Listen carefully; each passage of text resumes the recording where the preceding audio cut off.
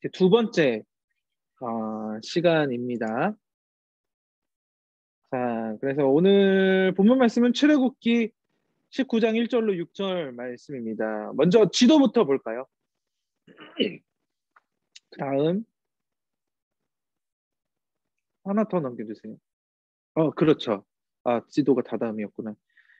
자, 우리는 전 시간에 그 위에 보면 르비딤, 수르 광야에서 내려와서 시내산이라는 곳에 이제 이스라엘 백성들이 당도하게 도착하게 됩니다. 이 시내산은 거룩한 하나님의 거룩한 산이라고 하나님의 산이라고 불리는 이 시내산이기도 합니다. 그래서 이스라엘 백성들이 이 시내산에 하나님이 거하신다. 하나님이 거기에 살고 계신다, 거하고 계신다라고 이렇게 믿고 그곳 가운데 이제 정착을 하게 됩니다. 그래서 하나님께서 모세를 부르셨고 모세는 하나님을 만나기 위해서 그 시내산에 오르게 됩니다. 그리고 그 시내산에 올라가게 되어서 여러분들이 너무나 잘 알고 있는 그 10계명, 10계를 그 두 돌판에 새기게 되고 하나님을 만나게 되고 그리고 그 시내산으로부터 내려오게 되는 것이 오늘 이 19장의 내용이기도 합니다. 19장 1절로 6절 말씀 우리 읽어보도록 할게요. 물론 오디오가 다 꺼져 있지만 우리 다 같이 한번 읽어보도록 하겠습니다. 이스라엘 자손이 애굽 땅을 떠난 지 3개월이 되던 날 그들이 시내 광야에 이르니라. 그들이 르비딤을 떠나 시내 광야에 이르러 그 광야에 장막을 치되 이스라엘이 거기 산 앞에 장막을 치니라.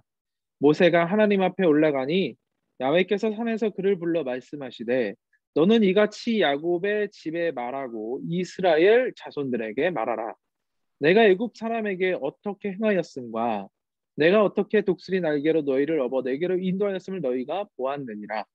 세계가 다 내게 속하였나니 너희가 내 말을 잘 듣고 내 언약을 지키면 너희는 모든 민족 중에서 내 소유가 되겠고 너희가 내게 대하여 제사장 나라가 되며 거룩한 백성이 되리라. 너는 이 말을 이스라엘 자손에게 전할지니라. 아멘. 오늘 우리가 다룰 강해의 중점의 말씀이기도 합니다. 여러분들 오늘 이 강의가 끝나면 한 19장 말씀을 쭉 한번 읽어보시기를 바랍니다. 그러면 좀 더 이해가 되고 그 이후의 말씀들을 통해서 어떤 내용인지 이렇게 딱 더 조합이 될 것 같습니다. 뭐 제가 이 시작 전에 얘기를 했지만 이 출애굽기 강의의 이전 내용들 사실 잘 기억이 안 날 수도 있습니다. 뭐 다 까먹을 수도 있어요. 뭐 괜찮습니다. 그 순서도 다 꼭 다 안 알아도 됩니다. 외우면 좋겠지만 다뭐 이렇게 까먹어도 되는데 이 중요한 관점만은 여러분들이 잊지 않았으면 좋겠어요. 이 출애굽기의 중요한 관점은 하나님의 이 광야의 인도하심의 길은 모두 소망의 길이다. 축복과 사랑의 길이다. 비록 고통과 절망과 역경이 있겠지만 이 모든 것은 이스라엘 백성들의 믿음의 성장을 위한 시간들이고 훈련이고 반드시 이 시간들을 통과해야만 약속의 땅, 축복의 땅, 가나안 땅에 도착할 수 있다. 그래서 하나님은 끝까지 우리를 사랑하신다. 이것이 출애굽기의 중요한 관점, 이 모든 것을 통과하는 그런 내용이라고 볼 수가 있습니다. 이 내용들만 여러분들이 이해하면 됩니다. 자, 그렇다면 이제 본격적으로 한번 시작해 볼게요. 첫 번째로 하나님의 산에 이제 도착하게 됩니다. 하나님의 산, 하나님의 거룩한 산, 신의 산에 이스라엘 백성들이 이제 도착하게 됩니다. 하나님께서는 이스라엘 백성들이 이제 홍해를 건너서 마라와 엘리름을 경험하게 하시고 스루 광야, 르비딤을 통과한 후에 신의 산에 이르게 하셨습니다. 아마도 이제부터 이 정확한 목표와 방향을 가지고 이스라엘 백성들을 본격적으로 인도하시기 위해서 이스라엘 백성들을 하나님의 산에서 진지하게 재정비하기 위한 그 이 의도가 있지 않으신가 그런 생각이 됩니다. 아마 이 뭐 광야에서 재정비를 했다라면 이스라엘 백성들의 지금까지의 어떤 행태로 볼 때에 계속해서 불평불만만 했을 거예요. 제대로 된 집중력을 보이지 못했을 것입니다. 하나님의 거룩한 신의 산이라면 무엇인가 신비롭고 웅장하고 그 이스라엘 백성들을 압도하는 환경적인 부분들도 많은 부분 차지했기 때문에 광야보다는 하나님의 거룩한 그 신의 산에서 이스라엘 백성들을 그 믿음의 모든 부분들을 재정비하기 위한 하나님의 의도가 나타나지 않았는가? 뭐 물론 전능하신 하나님이시라면 어느 곳이든 환경에 크게 상관이 없으셨겠지만은 연약한 인간에 불과한 이스라엘 백성들이라면 그 거룩한 산에서 재정비를 하는 것이 그 분위기에 크게 압도하시지 않았을까 그렇게 생각을 합니다. 이 시내산은 해발 2,200m 정도 되는 산입니다. 굉장히 좀 높은 산입니다. 또 올라가는 데만 3시간 정도 걸린다고 합니다. 지금도 뭐 이렇게 뭐 성지순례를 가면은 이 시내산이 이제 꼭 지나가게 되는데 시내산 올라가게 되는데 이 시내산은요 독특하게 돌산으로 되어 있습니다. 처음부터 끝까지 돌산으로 되어 있어서 올라가기가 좀 무척 힘든 산이라고 합니다. 나무나 우리가 풀이 있으면 우리나라 산같이 나무도 많고 풀이 있으면은 우리가 그것을 잡고 올라갈 텐데 돌산이라서 굉장히 미끄럽다라고 해요. 그래서 잡을 것이 없어서 이 시내산을 등반하는 것이 굉장히 어렵고 고생을 겪는다라고 해요. 그런데 어때요? 하나님이 이스라엘 백성 모두 다 올라가게 한 것이 아니라 대표적으로 모세만 부르시고 모세만 올라가야만 하는 그 산이었는데 이 모세는 반드시 올라가야만 하는 산이었다라는 거예요. 자, 반드시 올라가야만 하는 험난한 산이다. 이것을 볼 때 우리가 인생의 광야를 지나고 또 우리가 인생의 높은 산들을 오르고 내려올 때에 정말 많은 어려운 순간들이 있고 힘든 순간들이 있을 거예요. 그죠? 참 힘듭니다. 근데 결국엔 이 모든 것을 올라가야만 한다라는 거예요. 반드시 지나가야만 하고 반드시 견뎌야만 한다라는 거예요.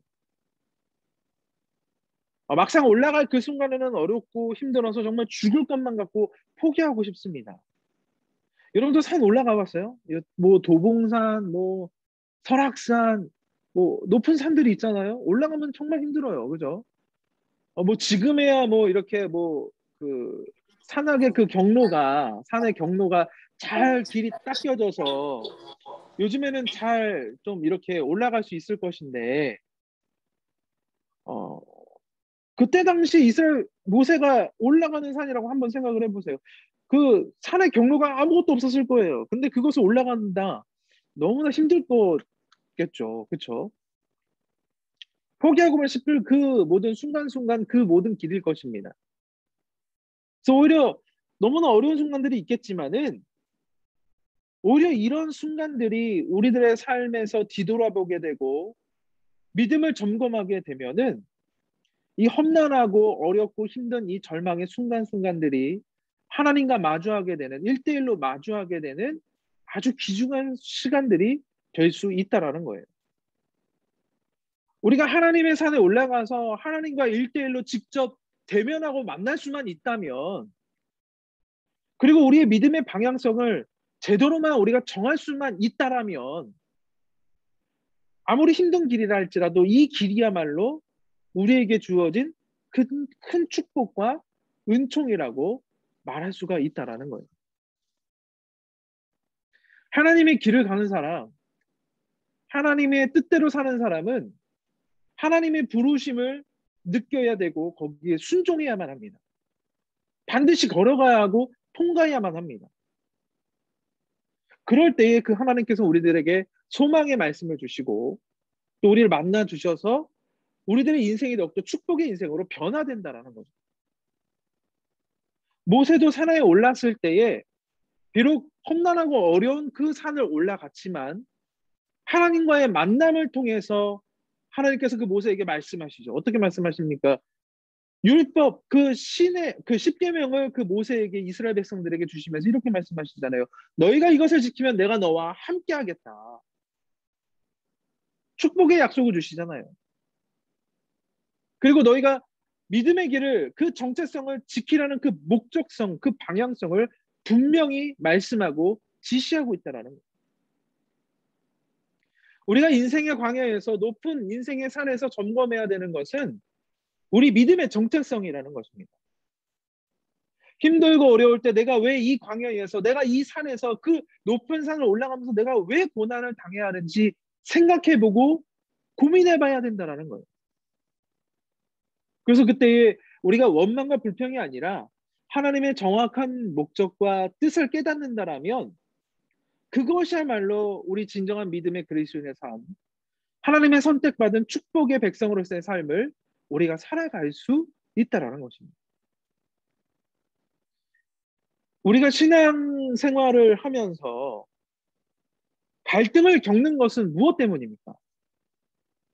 하나님의 뜻과 내 뜻이 다르기 때문이라는 거. 하나님의 방향과 내가 나아가는 방향이 다르기 때문에 인생에서 갈등을 겪는 거예요. 고통을 겪는 거예요. 두려움을 겪는 거예요.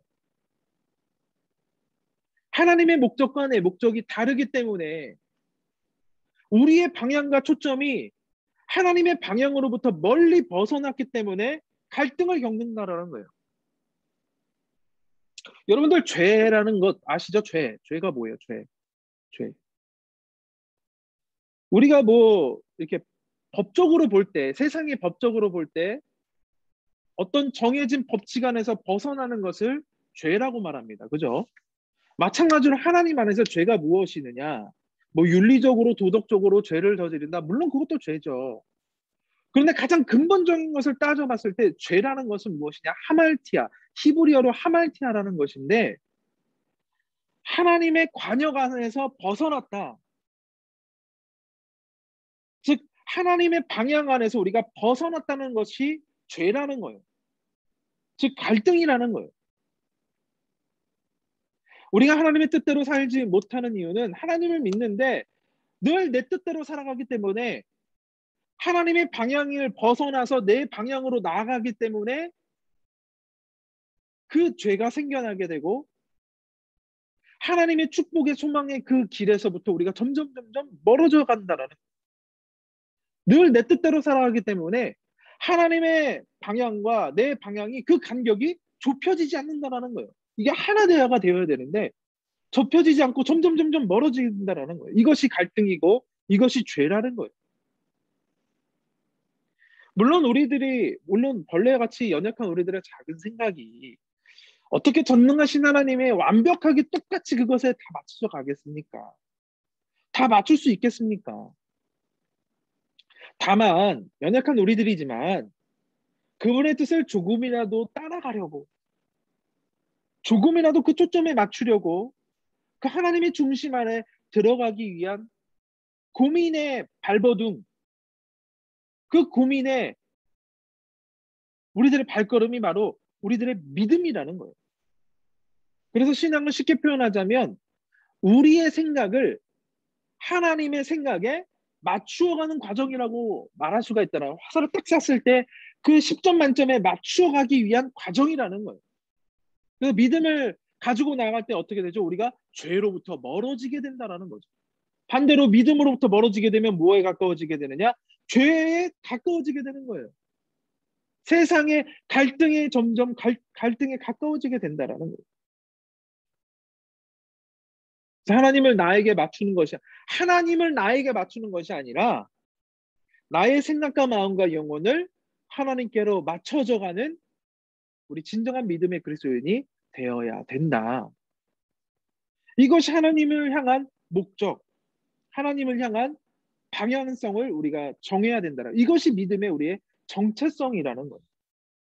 그래서 이스라엘 백성들도 하나님께서 이스라엘 백성들을 그 하나님의 목적과 그 믿음의 정체성에 맞추어 가기 위해서 그들을 시내 산으로 불러주셨고 그들을 재정비하셨고 또 모세를 통하여서 그 10계명을 주시면서 율법을 주시면서 그들에게 이렇게 맞추어 살아가라라고 그 율법과 말씀과 10계명을 이스라엘 백성들에게, 우리 믿는 자들에게 주셨다는 것입니다.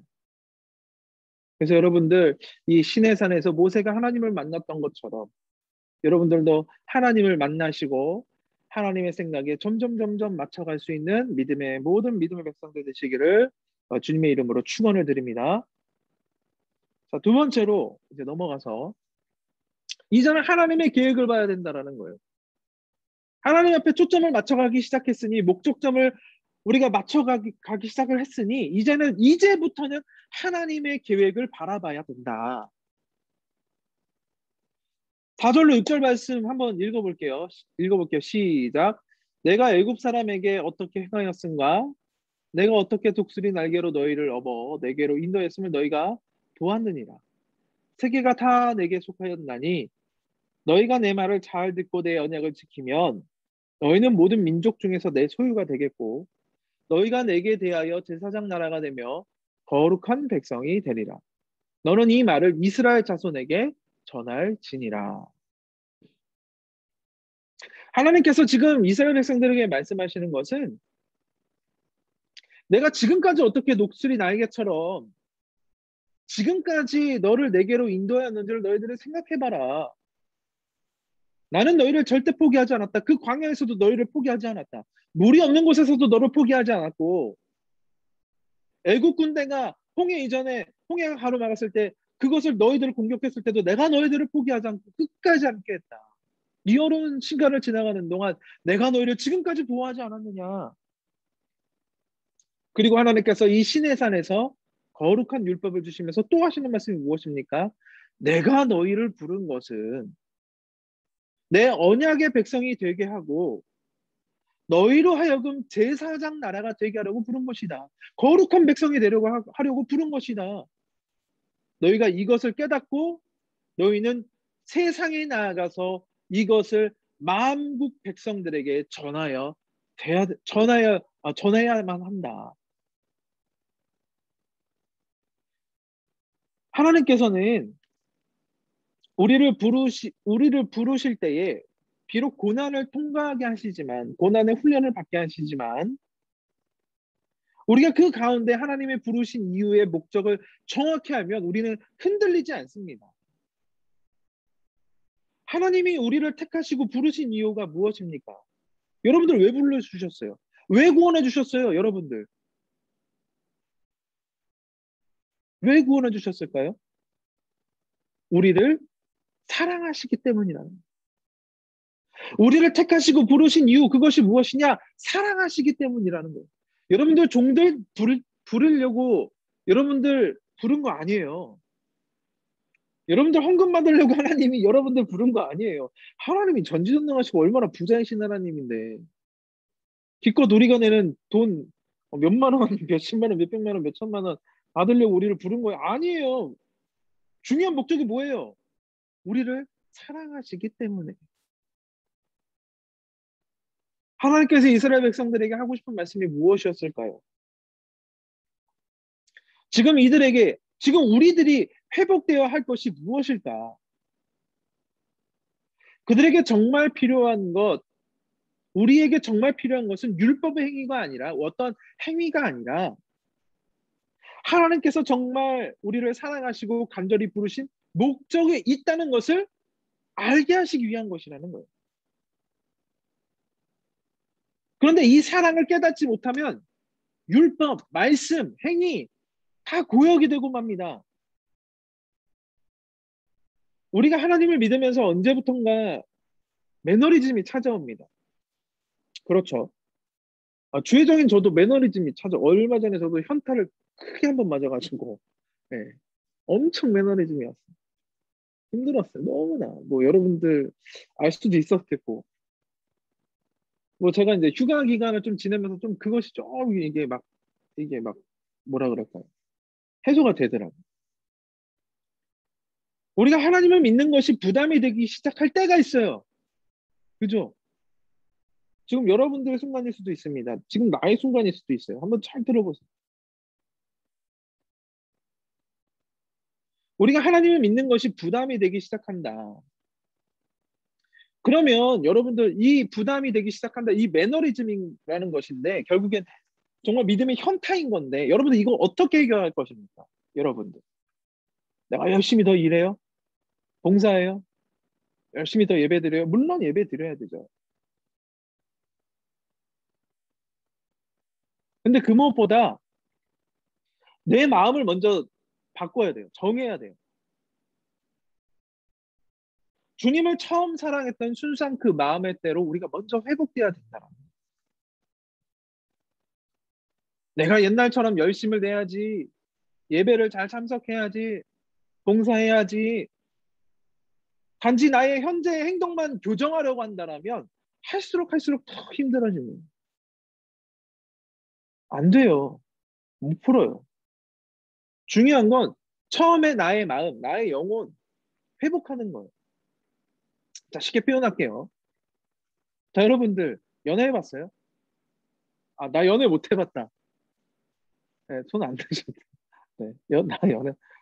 그래, 앞으로 더 연애하시길 바랍니다. 우리 영청대 정말 남친도 여친도 잘 사귀고, 네, 연애도 잘하는, 네, 축복받은 우리 모든 형제 자매들이 되길 바랍니다. 자, 처음에 여하튼 간에 뭐 사귀어 봤잖아요. 그래, 한 번 정도는. 아니, 짝사랑 해봤잖아요. 짝사랑 해보면 어때요? 내가 누군가 사랑한다. 정말 막 그저 좋아요. 안 보면 보고 싶고, 봐도 보고 싶고, 눈 감아도 막 눈에 막 떠다녀. 그죠? 환상으로 막 떠다녀. 꿈꾸고 맨날 그 사람만 꿈만 꿔.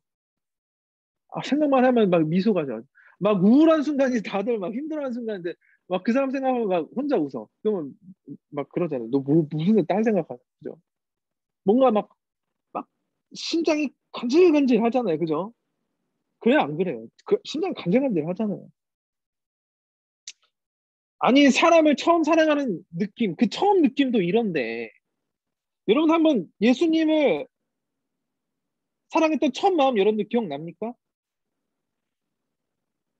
그죠? 뭐 어렸을 때일 수도 있고요. 중고등학생일 수도 있고 또 청년일 때도 있습니다.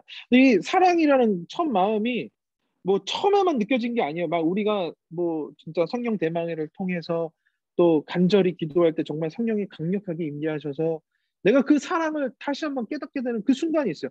그러면은 그 사랑이 나타날 때 어떻게 돼요? 모든 것에 은혜가 있어요. 그저 눈물만 나오고 찬양만 부르고 싶고 말씀을 들으면 다 내 말씀만 같아. 그래서 막 어때요? 막 감사하고 어? 막 처음에 어떻게 자복하고 회개하고 눈물을 콧물 다 흘리고 진짜 콧물 막 흘리고 막 침 진짜 여러분들 은혜 받으면은요 모든 내 표현해서 이렇게 표현해서 죄송합니다. 모든 구멍에서 진짜 다 눈물이 다 뭐 물이 다 나와요. 눈물, 콧물, 침 뭐 막 뒹굴 때 막 다 나와요 진짜. 내가 막 닦아도요 막 그냥 나와요. 범벅이 됩니다. 은혜가 있고 감사가 있고 기쁨이 있고 행복이 있고 사랑이 있기 때문에 그렇게 나타나게 되는 거죠. 나의 현실적인 상황이 어둡고 황량하고 절망이 있고 비참하지만 그냥 그 하나님을 사랑하기 때문에 그 모든 것이 그냥 기뻐 뛰며 날뛰는 거예요. 그쵸? 다윗이 옷이 벗겨졌다. 그게 이해가 된다니까요, 여러분들. 첫사랑을 느끼니까. 그러니까 그 사랑하는 마음 하나로도 이 모든 것들이 다 해결되고 이겨내잖아요. 그쵸? 너무너무 크니까. 막 감당을 못해요. 그쵸? 이게 첫사랑의 은혜입니다. 여러분들 다 아시잖아요. 여러분들 다 겪어봤잖아요. 그쵸? 그 첫사랑의 은혜. 다른 그 무엇과도 바꿀 수 없는 소중하니까. 다른 것들은 전혀 눈에 들어오지 않고 문제가 되죠. 그래서 여러분들 막 성령 충만 받고 막 오면 어떻게 돼요? 나 막 다 하고 싶잖아요.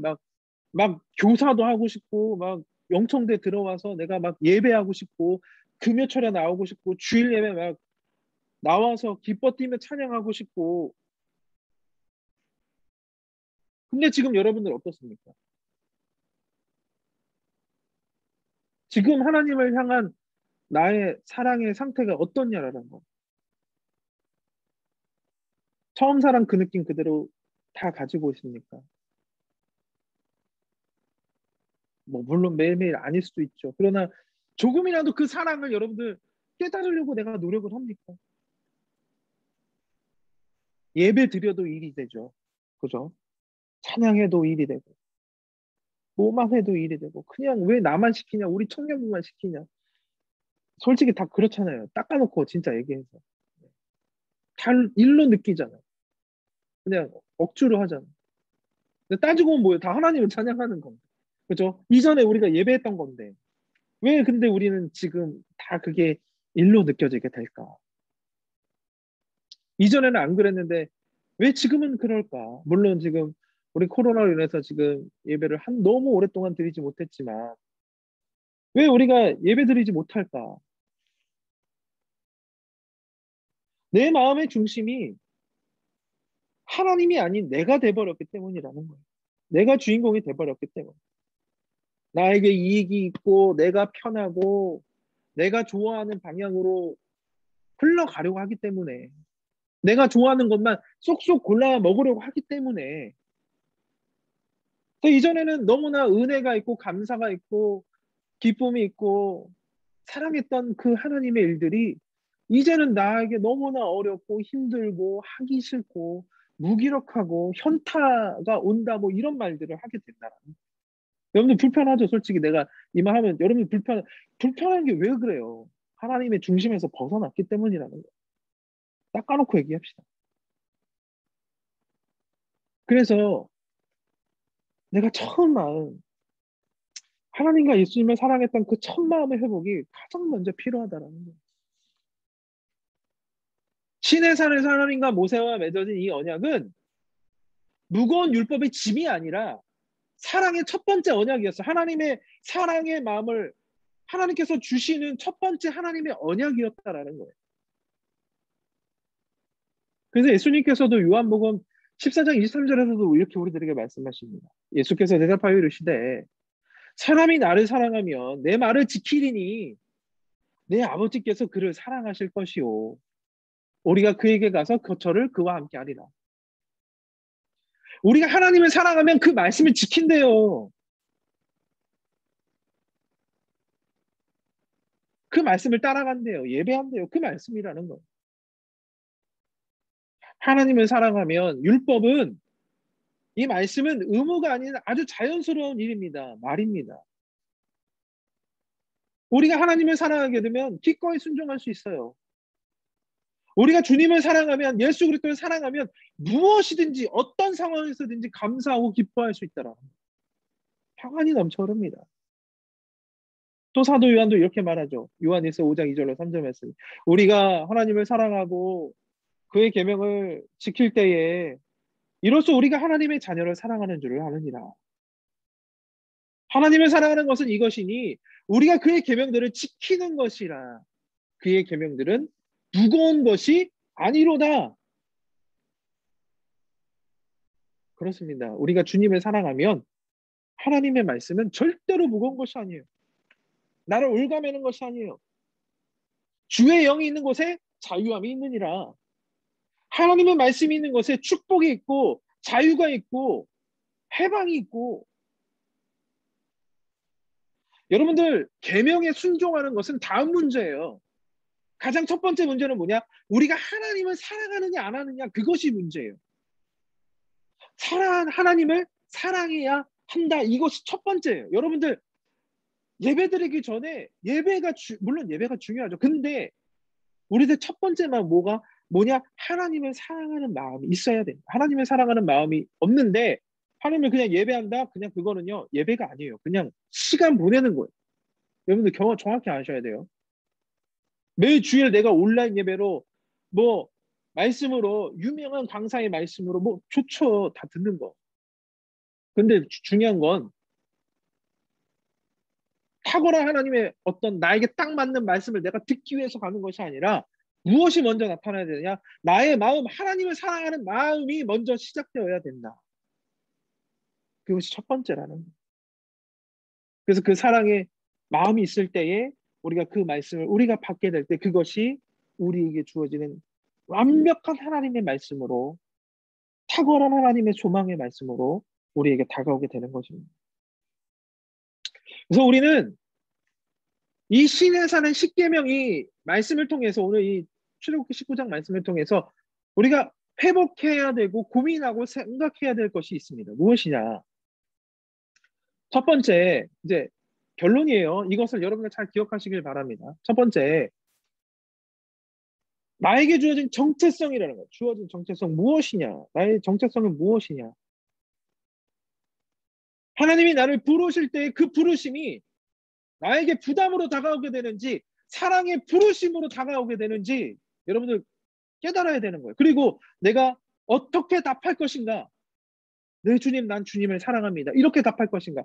아니, 주님, 아닙니다. 아닙니다. 아직 아니에요. 나 부담스러워. 아직 오지 마세요. 이것이잖아. 여러분들 무엇 선택할 거예요? 네, 주님, 사랑합니다. 두 손 높이 들고 우리가 고백해야 되죠. 이것이 나의 정체성이라고. 하나님을 사랑합니다. 이것이 나의 정체성이라는 거예요. 그리고 두 번째, 우리가 하나님을 믿으며 예배 드릴 때에 특별히 주시는 그 사랑의 마음을 기억해야 된다는 거예요.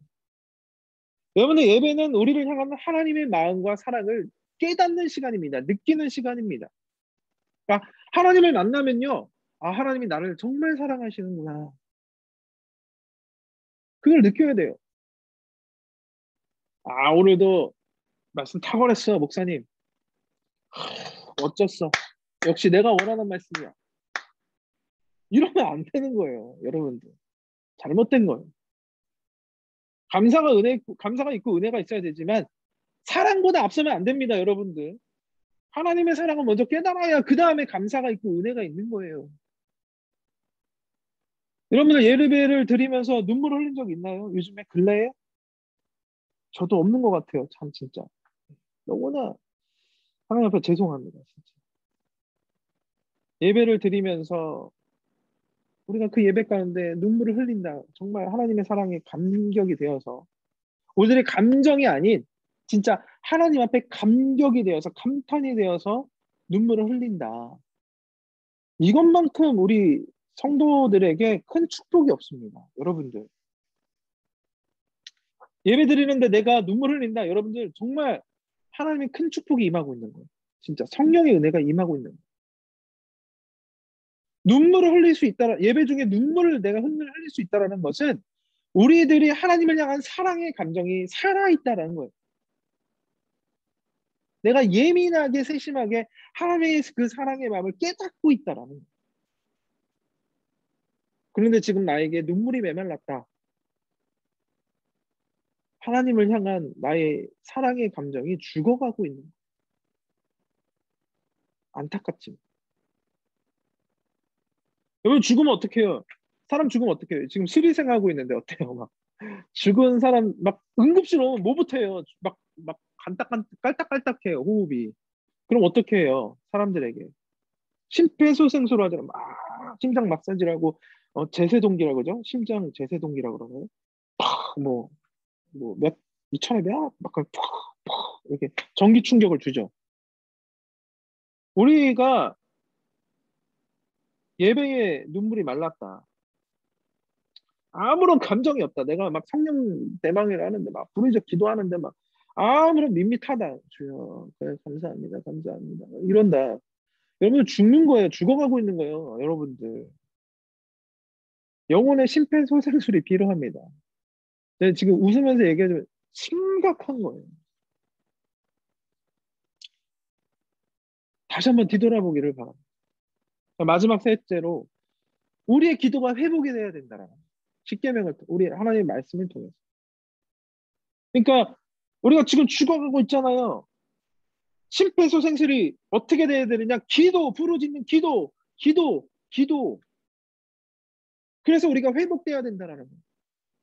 심장이 뛰어야 내가 회복할 수 있는 기회가 있잖아요, 여러분들. 심장이 멈춰버리는데, 영혼의 심장이 멈춰버리는데, 여러분들 어떻게 하겠습니까? 이제는 내가 예수 그리스도의 심장을 다시 품고, 정말 기도로, 부르짖는 기도로 나의 영혼을 소생시키고 회복시켜야 된다라는 거예요. 누가 합니까? 하나님의 말씀을 통해서 여러분들의 부르짖는 기도로 할 수 있다라는 거예요. 우리가 하나님을 처음 믿었을 때 가졌던 그 감격스러운 마음, 우리를 부르실 때에 그 부르심 앞에 흘렸던 눈물들, 하나님 앞에 뜨겁게 기도했던 그 모습을 여러분들이 기억하고 되돌아보면서 우리가 회복되어야 된다라는 거예요. 자, 이제 결단 여러분들 앞에 있습니다. 이제 여러분들이 선택을 해야 됩니까? 나는 하나님 앞에 내 초점을 하나님의 초점에 맞춰서 어렵지만 힘들지만 내가 그 고난의 광야, 힘든 그 신의 산을 올라가면서 내가 맞춰져 가는. 아니면 아이 그래 나 그냥 편한 대로 아이 나는 아직 괜찮아. 조금 더 편안하게 살지 뭐.